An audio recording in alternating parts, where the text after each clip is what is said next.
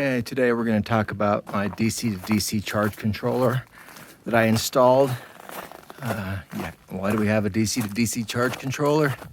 It's just one more way of making electricity to store in your lithium batteries or your battery bank, period.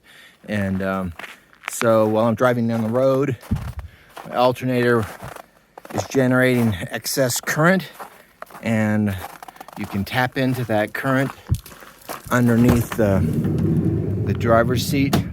This is a 2019 Sprinter, so you go under that driver's seat and you can tie into a 12 volt power source, as well as a 12 volt signal that's only on when your engine's running, and that's where you source your power, right under the seat. I'll show some photos from there. And then you bring your 4 gauge wire, and I did say 4 AWG out. Then I run it into a inline fuse right here. See how big that wire is, folks? 4 AWG. It's big. So here's the deal. You can either move your DC to DC charge controller from back in the garage all the way up here and put it under the seat, and then you only have a short amount of heavy wire going to the DC to DC charge control, and then you can run a smaller wire back. I didn't want to have the noise of that DC to DC charge controller here up in the driver's area, because it does make a whirring sound when it's ramping out. Mine's a 60 amp DC to DC, Renogy DC to DC charge controller, and it really gets the DC to DC charge controller whirring.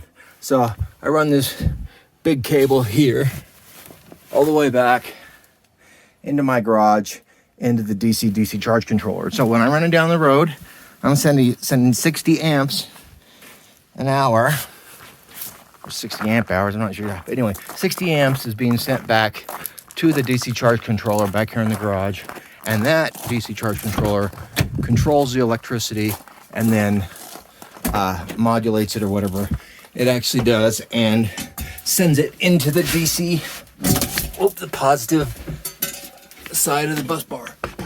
So there's my Renogy DC to DC charge controller, battery charger. I keep saying charge controller, sorry. It's a DC battery charger, DC to DC. So it takes the DC extra from your alternator, brings it into this box, and then you bring that, the positive out of that side, over and just land it on your positive bus bar. That's the top one on the right. And then there's a little tiny red one that also plugs in. I don't know if you can see it on this side. And what that does is that makes sure this thing doesn't just turn on and try to work all the time. It only turns on when the engine is running. And so that's controlled because there happens to be a tap under the seat that's designed just for this. A very small kind of control signal, 12 volt.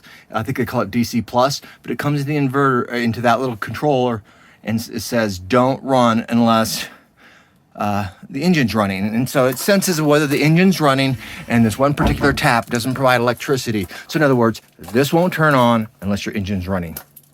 And so that's the DC to DC charge controller, 60 amps an hour, driving down the road, or amp hour. Somebody explained to me exactly what that means, but I know my solar panels, I have 6100s, and they come in and they can create around the same 60 amps of charging. So between my solar panels and that, I can do 120 amps an hour charging into my 670 amp hour battery bank.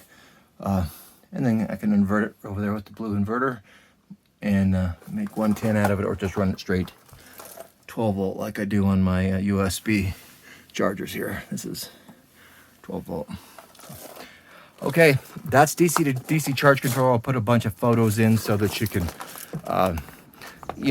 pause these videos. I know I move fast, but just pause them on the relevant photo I put up, and you can take down information or take your own screenshot. But beautiful day here in Colorado. Bluebird day, we call them.